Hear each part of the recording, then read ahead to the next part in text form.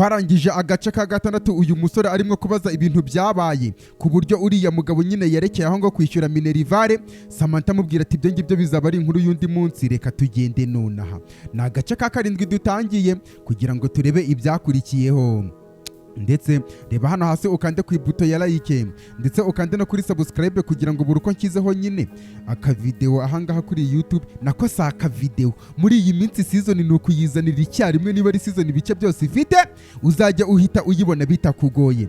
Amazina yanjye ni Ancestor Inyase, ntabwo ndi intungane, nta nubwo nigeze mvuga ko ndiyo. Nimero yanjye ni 0788207588. ukanyandikira kuri WhatsApp tukajya twiganirira bisanzwe. Isazi itagira umujyanama ikurikira umurambo mu mva.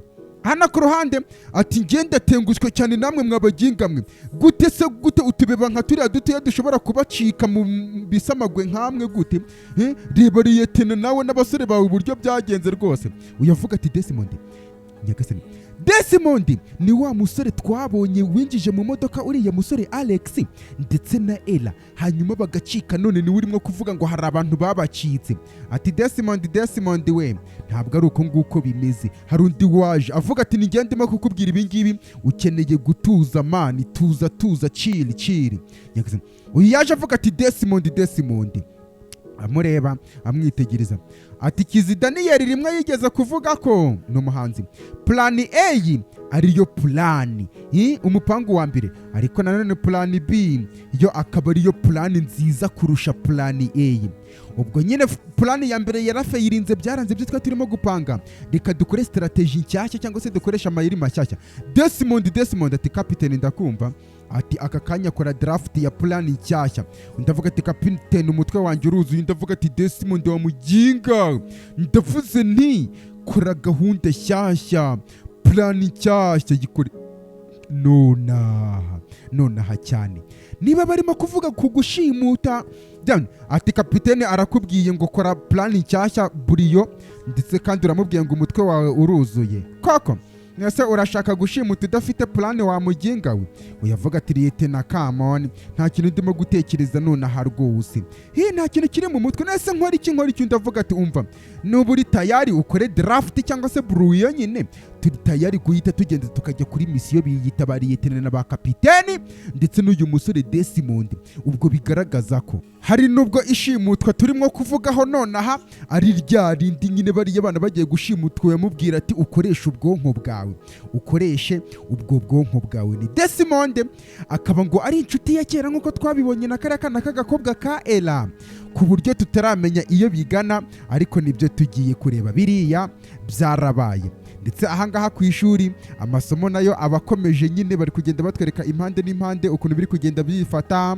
Blessing yaje ahangaha ku ishuri arimo kuganira n'uyu mukobwa Samantha, ndetse abandi bagenda batambuka aho nyine bigaragara ko ari nko mu karuhuko cyangwa se ibindi, abanyeshuri bagenda bacicikanaho. Ariko byanga byakunda kariya kantu sinzi ukuntu bimeze. Niba Desmond ashaka gushimuta umuntu yigizeho inshuti kubw'impamvu runaka, ndetse uyu nguyu ari ahangaha uyu musore Alex yageze aha abona Samantha ndetse na Viviane. Akanota gake buretse gatoya aza yegera. Bimeze bitese. Biratangaje rwose kubona Samantha arimo guseka ku nshuro yanjye ya mbere. Uyavuga atego rwose ni ukubera ko yabonye impamvu yo guseka. Uyavuga ati birashimishije. Ngiye natekereje ko ari njyewe byibura uzamubera umwanya wo guseka bwa mbere cyangwa se impamvu. Uyavuga ati ibyo ngibyo ntabwo bishoboka. Ati kubera iki se ko wabishoboye? Uyu musore ngo yarazi ko ari uzasesa Samantha bwa mbere. Ati nyakubahwa rero ni ngiye mpamvu iri inyuma y'akamwenyu cye, kubera ko ari nanjye mpamvu yari inyuma y'akababaro cye. Niba umuvumo waravuyeho. Ati wow. Yanase hoya wirengera Alex wijya kure. Nge nari narakubwiye rimwe ko ushobora nyine tu kubona igisubizo cy'ikibazo uzi gusa. Wibuke ko twarangije kariya gace ka 6. Uyu mukobwa Samantha arimo kuvuga ko nyine tu ngo kujya ku ishuri ari ibintu nyine bikigoye cyangwa se uriya mugabo atagikenera. Uyu nguyu ni Blessing ndetse ni nise wanjye. Ndavuga ati nitwa Alex, nanjye nitwa Blessing, bafatana ibiganza. Samantha avuga ati oya muretse murekera aho ngaho, ibyo birahagije Blessing we tugende. Nta kundi nyine tu. Uyu musore Alex bigaragara ko sinzi ariko yari yemeranije n'uriya mukobwa nyine Juliet ko babijyamo akamubera umukobwa we. Sinzi niba hari ikindi kintu cyabaye uyu mukobwa akagaruka ahangaha ku ishuri nyine Ella ndetse n'uyu Juliet bari ahangaha ku ishuri baza ntegereza nagenda gakeya ati hari faveri nshaka kunkorera rwose ndakwinginze. Uyavuga ati faveri zanjye zararangiye ati ibyo ntibikirimo kuvuga se ngo agire icyo amukorera cy'ubufasha ati ubufasha bwana ati nkeneye ubufasha buke ati nta bufasha ngisigaranye bwose bwararangiye sorry na byose nibikirimo nibiki se nibiki ati nshaka ko nkurikira ku kibuga uyu mugoroba tukajyana ku kibuga nye ku kibuga se nese haraba hari ibiryo. Uyavuga ati nese ubundi ujya urambirwa kurya wagakobwa we. Uyavuga ati nese niba nta biryo bihari ntabwo ndi buze wana. Ndavuga ati basi nta kibazo ndi buze kukugurira ibiryo. Rego rata turi buze kugenda ariko kuri kondisiyo imwe turi bujyane rwose ati habe hari ibiryo. Mbese ajye ku kibuga hari utwara ajya kurebayo. Uyu musore Desmond arimo gupanga gahunda nshyashya yo gushimuta sasa rero ndetse yereka mugenzi we generale cyangwa kapitene avuga ati Desmond kiyazi ndetse uyu nguyu bakozanyaho neza cyane somaho neza cyane. Uyu mupangu wawe rwose urimo kumpa inspiration neza. Barimo gupanga gushimuta byanga byakunda Ella cyangwa se Alex nk'uko twabibonye mu gace cyangwa se mu duce twatambutse nyine agace ka gatatu. Yego ni ryari uherutse kumpamagara se abwira uyu musore Michael hoya noneho n'inshuro nyuma naguhamagaye wanze kunyitaba ahubwo hatambutsemo igihe hari byabaye Samantha ngiye maze iminsi y'ikona ko uhugishijwe n'iki se oya mbwira ko aka kanya usigaye ufite indi nshuti nshyashya nyuma y'ubundi byose nakubonye uri kumwe na Jeannette. Uyu nguyu avuga ati Samantha ntabwo ari uko ubitekereza siko bimeze rwose. Samantha arivumbura nyine. Hari abantu twanyuze mu bibazo byinshi iyo tukubonye ubuje ariko iyo ushatse kwigira uwa danje n'ubundi sako tutari tunagufite na mbere nyine. Hano ku kibuga kumbe Juliet yaje kwirebera wa musore wamubwiye ngo avuge urujambo rukomeye cyane ngo yitwa Kelvin ntuze kumbwira ko waje hanga kugira ngo turebe uyu musore Kelvin uburyo arimo gukora imyitozo rwose we yahezeyo cyane mbega we Juliet wagakobwa we boretse gatoya ntumbwire ko waje hanga ngo Kelvin ukaba urimo kumubwira rwose ni cute cyane ni n'umuhanga tugenda wakatuza we kumbe umusore niwe wamuzanye ni umukobwa Juliet ujagaraye kandi yari yabwiye Alex ngo bari mu rukundo ati Samantha n'uyu musore nyine ahita afata akagitari nyine yabonye aho amenera shaho umunsi amabanga yanyu tuzayabonera ati nukuri ntungireho ikibazo ndetse kandi kubera ko gusa ngo ntigeze nguhamagara reka nizere ko icyo gihe umeze neza cyangwa se nizeraga ko umeze neza ndetse nizere ko mu isoko ryawe urimo kugurisha buri munsi mba ndimo kugusengera neza Alex arabibona ndetse kandi ndimo gusenga ngo Imana iguhereze umugisha ndetse sinshobora kukwibagirwa rwose ntabwo njya nkwibagirwa sinkwibagirwa Samantha n'ubundi umuziki nizo ntege nkeze arahindukira aramureba ati nanjye ntugire ikibazo nukuri ndagutekereza yabibonye kumbe bose babirimo ati wari ubizi ko ntameze neza ndetse kandi igihe cyose wari waragiye Alex nawe ntabwo mvuze ko nyine utigeze unsengera kugira ngo Imana impumugisha nanjye imblessing ariko reba ko kiragiye wari waranyibagiwe ese nukubera iki wanyibagiwe uyavuga ati reba ibitugu byanjye ndetse kandi wegekeho umusaya uruhuke urabizi ko ngufite neza cyane ndetse kandi aka kanya b'inshuti yanjye indeed ndetse amafaranga igihe kimwe azagaragara wenda gusa nubwo mfite makeya nkubikiyeho nukuri ntabwo uzigera usafaringa kubera ko ikintu icyo ari cyo cyose mfite nawe ni icyawe mureba mbega bafite n'amasoni menshi none se baby urabona nyine hano hari uwari uhari arimo akora burasingira gukora icyo ahangaha se ati ndimo kugushakisha ahantu ahari hose shava muri ibyo ngibyo makamba arategereje by'inkondo barabicira Michael we ndagiye hazagira umukobwa uzi gusobanura udufilime azaza natwe ari byo dukorana, kubera gusobanura udufilime ari byo nyine ngiye binduhura bikora umunsi wanjye. turakazanye niturangiza nyine dusobanura udufilime, mikoro imwe hariya n'indi ku ruhande. Ati reba urutugu rwanjye, urabizi ko ngufite, uruhukirize ushyiraho umusaya, kuko uri inshuti yanjye indeed. Amafaranga ye wenda ashobora kutazaboneka, ndetse ariko mfite dukeya nkubikiye byibura, ndetse kandi ntabwo uzigera usafaringa. Ni umusore yasigaye aririmba ahangaha, kubera ko nyine buri cyose mfite nawe ni icyawe. Ntugire ikibazo. Ese umeze gute nshuti yanjye? Amakuru yawe umeze gute? Ese urimo gukora gute, cyangwa se biri kukugendekera gute nshuti yanjye muri iyi minsi? Ndabizi rimwe na rimwe ko ibihe bijya bigenda nk'uku nguku, ntagira umuntu ukuvugaho, ndetse abantu bakakubeshya, ariko ngenda hakubereye inshuti yanjye. Ntugire ikibazo. We wagakobwa we, urimo kumbabaza. Nase ufite icyo kibazo wagakobwa we? Icyo kibazo se nese nukora icyo udashobora gufokasinga ngo hange ijisho. Ako kanya telefone irasona y'aka gakobwa ka Ella, ahita yitaba yitegira. Hello, Desmond uri hehe? Ndi hano. Desmond aza kumureba. Nyagasani, nese ufite icyo kibazo wagakobwa we? Mbese muri make wanze nyanga kugira ngo turebere Kelvin arimo gukora imyitozo? Nese umeze neza? Wasaza ubwonko bwawe? Umva urabangamye cyane, ibintu ntuzigere wongera kubigerageza. Mvaho nshingukaho ndakwiyamye cyane, mvaho. Umusore Desmond nuko yaje. Nyagasani, hi Desmond, bimeze bite se? Umeze gute se? Desmond rero hura na Juliet, nawe Juliet hure na Desmond, inshuti yanjye ya kera.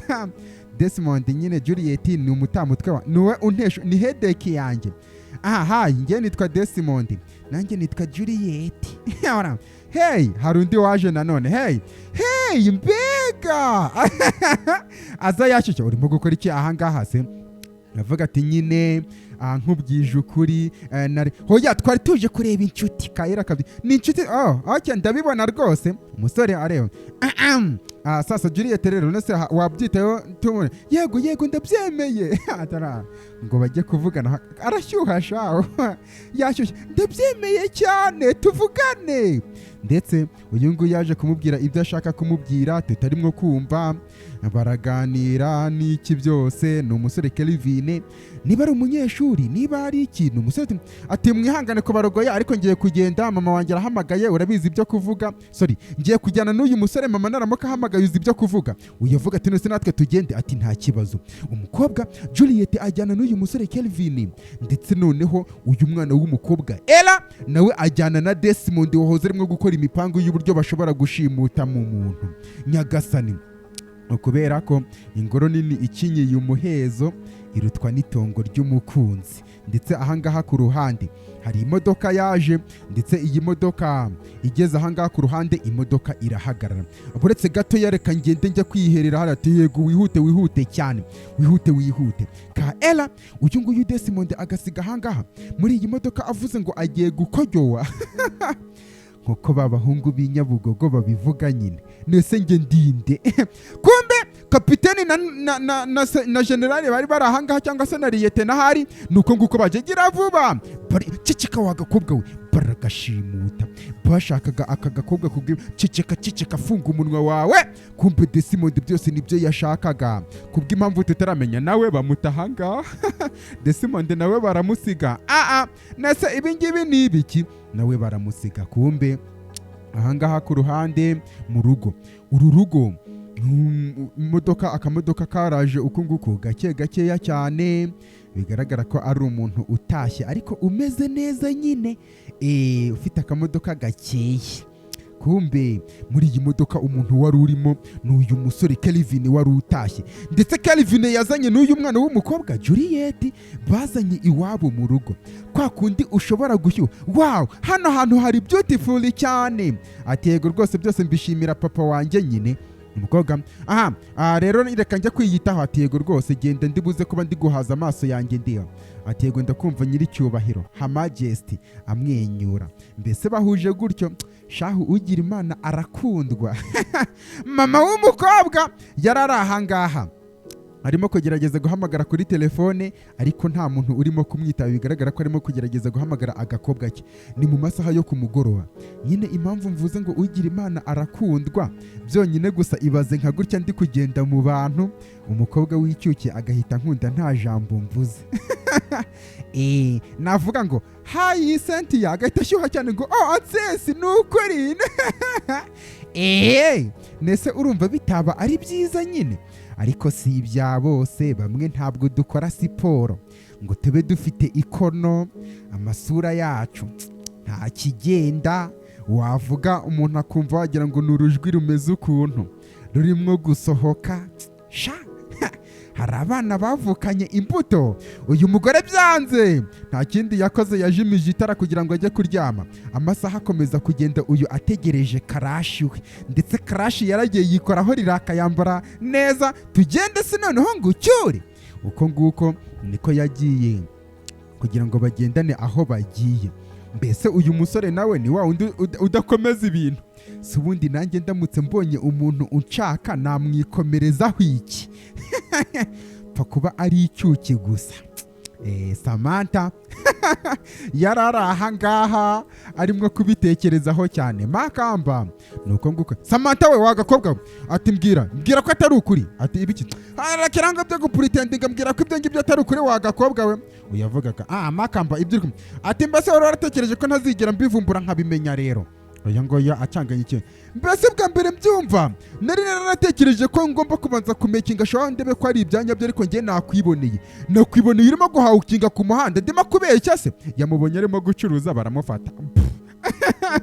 Bamufatira mu cyane. Mama wawe ntabwo yakwemerera gukora bene ibyo bintu. Ati Makamba umbabarire cyane. Ati ibi ntabwo ari bijyanye no gusaba imbabazi. Ati nari ndimo gufasha Makamba. Ugerageza gufasha iki se? Urimo gufasha iki? Urantengukiye wagakobwa we, ntengukiwe muri wowe, umbabarire cyane. Mbese muri make umaze kino gihe cyose urimo kumbeshya, umaze igihe kinini cyane urimo kubeshya. Mbese harya ngo uriya ukabeshya ngo nindira ngo ni Miss Salome ngo waguherezaga ariya mafaranga, urimo kubeshya wa muginga. Ndabeshye? Ati oya ma umbabarire cyane, ntabwo ari bijyanye no gusaba imbabazi. Ndetse wagakobwa ibi ngibi niwongera kubigerageza iyindi nshuro nanone ntabwo uzankunda. Ibi ngibi ntabwo nzongera kubikora Makamba umbabarire cyane. Sorry bamufatiye mu cyuho arimo gushaka imibereho. Ngo nyina ntiyari kubikunda, ariko nyina yishwe n'umuvumo w'umugabo we, watewe n'umugabo we. Ibikorwa bikorwa n'abantu bibi nibyo bibakururira imivumo. Hano hari umukobwa waje ku gipangu arimo no kwitaba telefone gake gake, kumbe Juliet yatashye. Ndapfuye, narigize ngo ni mama. Nuko yaje aza, uvuye hehe? Ati oya ari hejuru mu cyumba cyo hejuru. Imana ishimwe urakoze cyane, bigaragara ko ari undi mukobwa uba ahangaha muri uru rugo. Ndetse uyu nguyu nuko nguko yaje bucece cyane, yari yagiye guhura n'umuhungu. Natwe nuko twajya dutaha mu masaa 2 saa 3 nyine twishimye tuvuye guhura. Niyo mama wawe yagutoka se hari ikibazo pfa kuba unkunda? Sibyo byadanje. Sibyo byibanze, pfa kuba gusa unkunda nyine. Noneho nanjye nkazafata umwanzuro nkareba ko ngukunda. Yakoze ku kimenyetso cy'umusaraba. Fungura umuryango gake cyane, gakeya cyane. Mbese tuyisha amategeko n'amabwiriza. Na nyina yamuhamagaye kuri telefone aramubura, yaje gucana itara. Ageze ahangaha ahita yikanga cyane, umugore arahari yategereje, ahita arizina. Cyane iryo tara wagakobwa we, nonaha cana nonaha. N'umugore nonaha. Umugore disi abahangayitse cyane. Ngwino hano nonaha, ngwino wicare sha, cyangwa ngwino tuvugane. Araza, twamubonye mu muti w'umutima ari mama wa Nancy. Uvuye hehe nonaha? Uyu nguyu atangira guhimba impamvu. Nyine nari nagiye kwa Ella iwabo. Nari nagiye kwa Ella. Uyu avuga ngo uwuhe Ella urimo kuvuga? Uwuhe Ella? Uyu avuga ati nyine Ella Samu inshuti yanjye tu. Kandi Ella yashimuswe. Umubyeyi aramwenyura. Kari gutitira cyane. None se nukubera iki utitabaga telefone yanjye ubwo naguhamagaraga? Uyu avuga ati nyine Ella yari afite fone yanjye, noneho niwe nyine wari uyifite yanga kwitaba. oke sawa rero none se ni uwuhe era turimo kugerageza kuvugaho nonaha wa gakobwa we uwuhe era nese ni era umwe washimuswe mu masaha yatambutse inkuru zahageze cyangwa ni sister we uvuye hano nonaha kubera ko nkeneye kubisobanukirwa neza baramufatiye avuga ati mamu ati yego rwose mbese amakuru yamenye ati Juliet kuva ryari watangiye kumbeshya kuva ryari umbwira ibinyoma wa gakobwa we byatangiye ryari umukobwa abura uko yabisobanura nyine kubera yabonye umusore ati ngiye kukubaza iyindi nshuro imwe yonyine gakobwa kanzinya cyane karatitira uvuye hehe nuna uvuye hehe uyu nguyu avuga ati nyine nari nagiye muri sitawuti ati sitawuti wari wajyanye nande se nyine inshuti nshyashya twahuriye ku kibuga waboye n'inshuti nshyashya ikubuza kwitaba mbese muri makeya watangiye gusohokana n'udusore tukiri iyo bivuze sitawuti n'ahantu bajya kwicara nyine bakaganira atoye mama oya cacaka wa gakobwa we funga umunwa byo kwivugishwa n'ibiki ne wamugenga warangiza ukanambeshya ugatinyuka ukambeshya sha uvuga ati mbabarire mami nsabye imbabazi cyane sawa sha sawa ni umubyeyi ndetse ahaba yumva ati Juliet ati mami karashyuha cyane uri grounded aka kanya iyo umwana bamugize grounded aba yatswe uburenganzira ati oya mama ntiwabikora nonaha ntiwabikora rwose cicika funga umunwa wawe nonaha ceceka bagiye kumwaka uburenganzira inshuti zawe ahangaha ntabwo zemerewe kugusura muri ibi byumweru bibiri bigiye kuza mbese uri wenyine gusa ceceka ariko wagakobwa wiceceka ndetse kandi nuramuka witwaye neza wasanga icyo gihe nzabitekerezaho nkareba ko nagushyiriramo imiyaga nyine kugeza icyo gihe rero umwanzuro wanjye n'uyu nguyu kandi ni finale ntabwo bisubirwaho umugore acaho baramugarawundinze ahangaha na telefone ntabwo aba yemerewe kuyikoresha nicyo bita garawundingi ariko abana banjye uwazajya ubaha uburenganzira nkazajya nanabubaka kugira ngo ngaragare ko mfite ububasha nese ko aribwo buyobozi bwonyine nzaba mfite Alex nese ufite ikihe kibazo cyangwa se Juliet afite ikihe kibazo uyavuga ati inshuti ye bayishimuse nyine ati uravugisha ukuri ati yego rwose niyihe inshuti ye se uyavuga ati ni Ella inshuti ye magara muri siyanse uyavuga ati birababaje cyane n'ukuri ndamwiyumvira rwose nese hari ikintu byibura mwabikozeho ngo mubwire inzego z'ikigo cyangwa se n'abandi bantu n'ababyeyi be cyangwa se umuntu uwo ari wese umusore avuga ati oya ntabwo dushaka kurezinga alamu kuva nyine tutazi ibintu byabaye kuri mwana w'umukobwa Ella nyine uyavuga ati birababaje cyane n'ukuri ndamwiyumvira cyane birababaje n'ukuri rwose kumenya ko ibizamini bigeze ndetse uriya mukobwa agashobora kubura fokasi nyine Juliet uyavuga ati nkeneye gutekereza umuntu tuvuga ati yego rwose ukeneye kubona umuntu muganiriza kubera ko nyine arabikeneye ati urakoze cyane siniya ndagushimiye cyane ni umukobwa nyine ubwo wiga muri SS3 niwe aba ari umusiniya kumbe Juliet ari hari hirya ku ruhande ni wabo bamugarawundinze nyine asigaye yigunze umusore nuko nguko yaje nese ni biki byabaye ubundi uyavuga ati nari ndi kumwe na Ella inshuti yanjye nshyashya iravuga ngo hayi ije kunsuhuza hanyuma rero buretse gatoya none se njye namusiganye na Desmond uyarikanga buretse gatoya Desmond turimo kuvuga hose ati wa musore wambwiye ko mwembi yaragiye kubashimutisha ahubwo uyu musore arabyumva ndamukeka ariko nta bimenyetso mfite Desmond ko ari ushobora kuba yarabikoze ndamukeka yanguyo abyumvise ahita agenda ajya kuzenguruka ahangaha ku ruhande ni Alex bababona batanazi nyine ukuntu yegera ati ntugire ikibazo ibintu byose bizagenda neza kuki utabibwiraho mama wawe sindavuga ati nta bimenyetso mfite niyo mpamvu nicyo kibazo sinzi ntugire ikibazo ibintu byose bizagenda neza reka nizere ko ameze neza yego rwose ameze neza ntugire ikibazo ati mana yanjye rinda Ella wanjye ndagutakambiye mana ntugire ikibazo Ella ari buze kumera neza ntugire ikibazo ibintu byose bimeze neza cyane umukobwa biramubabaza nyine ni inshuti ye Ella Ela yashimuswe ngo n'inshuti ye ya kera. Esiyeni we ndakwinginze ukeneye kumfasha n'uwo yaje kureba. Ndavuga ati oya Juliet nase ni gute ushobora kumbwira ngo njye impersonate ngo undi muntu.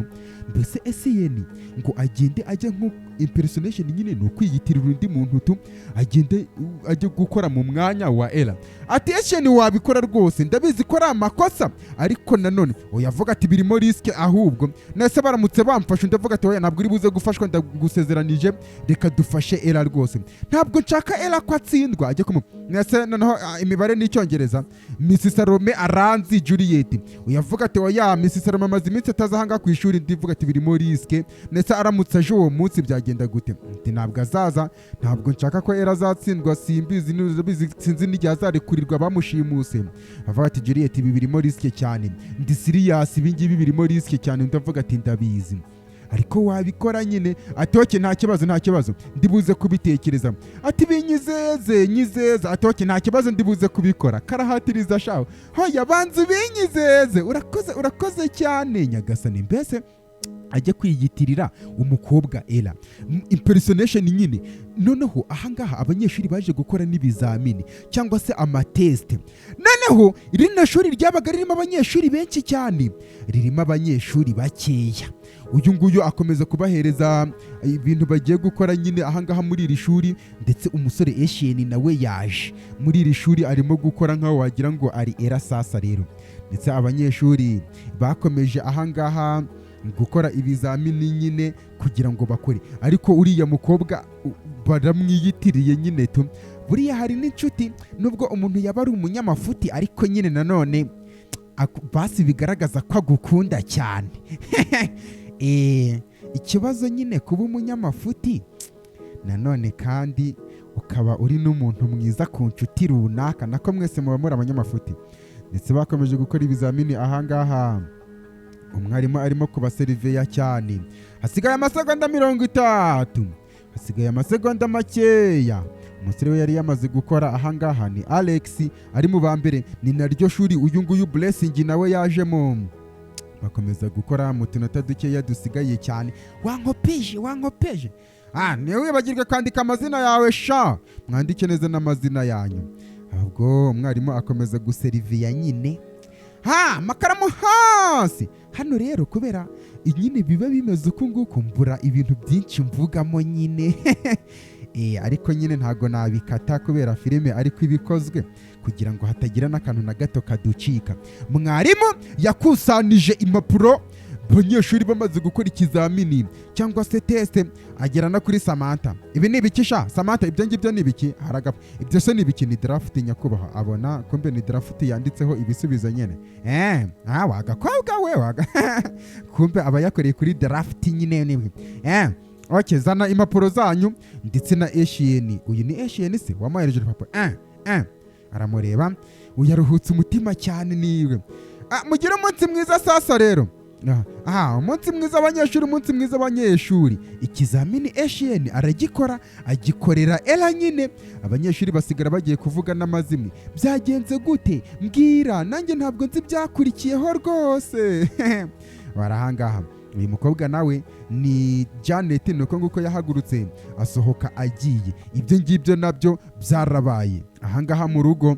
Uyu mukobwa Samantha yaje ahantu mu rugo ndetse Samantha aza gukora bigaragara ko ari urugo akoramo akazi cyangwa se aho agomba gukorera akazi ke nyine.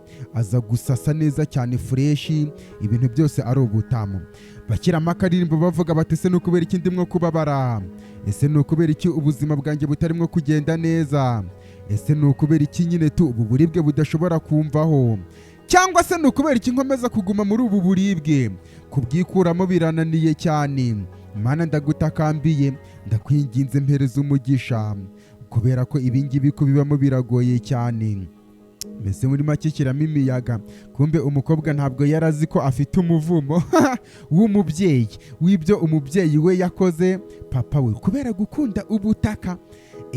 Ubutaka nyine hari abantu bavuga ngo iwabo ni mu ijuru, ariko ukabona barimo kurwanira imitungo y'isi. Mwarabibonye ukuntu abantu bagira amatiku menshi cyane ari n'abantu bakunda kuvuga Imana cyane, we biriya bintu biterwa n'iki? Buri kajambo kose Yesu we, buri kajambo kose Mana yanjye, Mana ndakwinginze. Noneho n'umurozi iyo agiye kuroga umuntu aravuga ngo Mana umfashe ibintu ngiye gukora bikunde. Narumiwe cyane. Noneho ugasanga nyine abantu baravuga ngo oya, iwacu ni mu ijuru, hazaba turimo kugendera ku nyanja z'ibirahure. Ariko agatinya gupfa akarwanira n'ubutaka nyine. Samantha yamaze gukora akazi ke ahangaha bisanzwe. Ubwo ni kwa boss we nyine akora 3 mu cyumweru. Niba ari imbere hari ikintu tutasobanukiwe neza cy'uburyo nyine yagarutse ku ishuri nyuma y'ibyumweru 4 batwereka ngo n'ibyumweru 4, ndetse igihe cyabaye hari umukobwa winjiye ahangaha muri iki cyumba Samantha yaravuyemo. Ndetse Samantha yaramaze gusasa yaraje ahangaha, uyu nguyu nawe amera nkaho wagira ngo arabisasuye ukundi kuntu cyangwa se abisashe mu bundi buryo Samantha atari yabikozemo nyine. Ni umukobwa waje wundi tubonye, ndetse uyu mukobwa amaze ubu buriri kubusasa nk'uku nguku yitegereza ndetse anamwenyura cyane. Ni ibintu byabaye. Araza ahangaha yegezayo n'imisego kanzinya cyane, arimo kuvugurura ibyo Samantha yakoze, avuga ati dawe rero umbabarire cyane kuri ibi ngibi ngiye gukora, ndetse kandi byanga byakunda uyu mukobwa Samantha sinshaka ko akomeza kuba ahangaha muri uru rugo. Niko uyu mukobwa yivugishije mu mutima, arangije ajya gucekinga muri tiriwari. Hari utuntu yari ameze nk'urimo gushakisha, hari ibyo yabonye, yafashe akamvirope karimo utuntu ahangaha, ndetse uyu mukobwa arangije ahita asohoka. Avuye ahangaha yivugishije mu mutima ati dawe uze kumbabarira ibi ngibi ngiye gukora. Umukobwa nuko nguko yasohotse sasa rero. Ndetse hano hanze uku nguku niko hari undi utegereje. Uyu yaraje ibyo yibye ameze nk'ubyo abihereza undi muntu, nawe ahita acaho aragenda. Nuko nguko yaje arimo gucunga cyane, ahita acaho aragenda. Kumbe Samantha arahangaha, niba abibonye niba yabirose nyagasani. Ndetse uyu nguyu ahita yiruhutsa nyine, niba yari arimo kurota za nzozi ze asanzwe arota, kuko uyu mukobwa afite inzozi nyinshi cyane simbizi. Nawe yari yicaye ahangaha bavuga batese no kubera iki ubuzima bwanjye butagenda neza nyine, kubera iki mfite uyu mutwaro undemereye, ni ukubera iki nta kintu nyine tukigenda neza, ese ni ukubera iki mbabaye cyane cyangwa se mfite umubabaro. Ndetse kandi ubu buzima bukaba bugoye cyane, nkaba nta kintu ndi gukora ngo kigende, aka kanya kubyikuraho bikaba bigoye cyane, mbese ubuzima burangoye cyane. Aka kanya ndimo kumva meze nk'uwatakaye, ndimo kumva mbese ubuzima butarimo kundekura. Ndetse uyu mukobwa ati none se nyuma yo kurota izo nzozi cyangwa se kurota ibyo bintu, niko uyu musore yaje kumubaza. Bigaragara ko yari akomeje iyankuruye nyuma yo nese wasubiyeyo nyuma yo kubirota. Uyavuga ati nese nari gukora iki nyine, nari nkeneye gukora akazi kanjye, ikirenze n'ibyo ngibyo zari inzozi na rosetu. Yavuga ati inzozi niko uvuze, hanyuma se nibiki byakurikiyeho nyine. Uyu nguyu abitekerezaho nanone ati Samantha ni igihe kingana iki gishize urimo kwiba ahangaha? Uyavuga ati nyakubahwa njye ntabwo nakwiba, njye ntabwo nigeze niba mu buzima bwanjye bwose. Nyagasani ngo ntibyakurikiyeho? Ati ntabwo n'ubundi neteganyaga ko wabyemera. Na aka kanya urapfukamye ahangaha warangiza ukanambeshya upfukamye. Ndavuga ati nyakubahwa ndarahiye n'ubuzima bwanjye, ndarahiye rwose ntabwo nigeze nkwiba, icyo ndimo kuvuga ni ukuri, ntabwo ndimo kukubeshya. Ndavuga ati birahagije, urabizi Samantha wa mugabo wari ati ibyo birahagije rwose, genda nurangiza upakira ibintu byawe ibyo ari byo byose birimo hariya, umvire mu rugo nonaha igitaraganya cyane, ntuzigere unahagaruka ahangaha. Umukobwa avuga ati oya Angela kagakobwa, ati genda ukora ibishoboka byose ntagire ikintu uyu mukobwa yiba, agende nta kindi kintu yibye. Nyagasani uyu nguyu Samantha nuko nguko bamukatiye. Sasa rero bamukatiye muri uyu mugabo wari waramufashije, nibwo yamukatiye nyine. Umukobwa Samantha aririra ahangaha. Uyu nguyu nibyo arimo kubwira Mayiko, avuga ati ibingibi ni bibi cyane, ibingibi ni bibi rwose. Nyagasani buretse none se waragiye byibura uwo mukobwa ujya guhangana nawe? Ati mpangana nande se? Uwo Angela na Alison nyine bo ngabo? Ati oya narabasize kugira ngo inyurabwenge yabo cyangwa se conscience. Mbese muri makeya uyu mukobwa ibintu byabaye byuko nyine byagaragaye ko amafaranga yibwe n'uburyo yibwemo uriya mukobwa Angela abikoze nyine yinjira mu cyumba, uyu mukobwa yarabirose. Ari nabwo nyuma byakurikiyeho Samantha boss we akamubwira ngo yamwibye, we yabirose mu nzozi uburyo bwibyemo nyine uburyo babyibyemo. Rero niyo mpamvu ahise avuga ngo uriya Angela wibye ndetse n'uriya Alison nyine ngo yarabaretse ngo inyurabwenge yabo ariyo irimo kubakoresha cyangwa se bazicuza icyaha ku giti cyabo. Umusore amureba uyaruhutse umutima ati ndabyumva uko umerewe nyine cyangwa se uko urumere, ariko uzamera neza. Ubwo nyine nicyo gihe nyuma yaho uyu nguyu bahise bamurekeraho no kujya ku ishuri nyine ibira byose bimaze kuba. Avuga ati mera neza ntugire ikibazo, uzagenda neza cyangwa se ibintu byose bizagenda neza. Afata gitari, wase washobora gucuranga? Aracuranga ariko nyine imirya ntabwo azi kuyifata neza. Uyu nguyu atangira kuririmba ati hari umuntu uri ahangaha muri aka kanya turi kumwe, ndetse kandi ni umuntu uri special cyane uri muri aka cyangwa se muri aka gace turimo nonaha, ndetse kandi Nyagasani yaramwohereje. Ibyo ngibyo nibyo navuga ko nzi, ndetse kugira ngo akize buri muntu uwo ari we wese akoresheje akamwenyu ke cyangwa se kumwenyura kwe. Ndetse kandi nanone mu biganza by'ijuru akamwenyu ke niho katurutse ibintu byose bihita bihinduka, nkaho wagira ngo ni ibintu byiza cyane nyine cyane rwose. N'ibiganza by'ijuru bituma uwo muntu iyo akumwenyuriye isi yose ihita yuzura, ukumva isi yose ni iya danje, ukumva uri fureshi cyane. Baririmbamwo uyu musore nawe atangira kumucuranya ati nasa urimo kuvuga ati oya ewane, uyu nawe aramusimbura. Batangira kuririmba uturirimbo nkuko njyewe na tuzajya turikodinga nyine noneho kugira ngo twishime.